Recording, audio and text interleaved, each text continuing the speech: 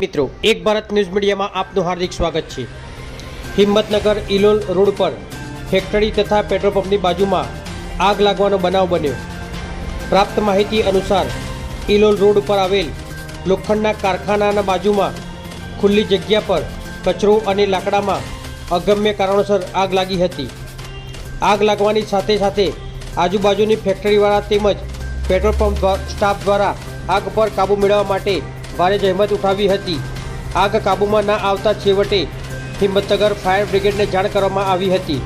Himmatnagar fire brigade staff દ્વારા આગ પર કાબૂ મેળવવામાં આવ્યો હતો। આગ લાગવાનું કારણ જાણવા મળ્યું નથી। આ ઘટનાની અંદર કોઈ જાન માલ કે નુકસાન થયું નથી। બ્યુરો રિપોર્ટ વિશાલ ચૌહાણ,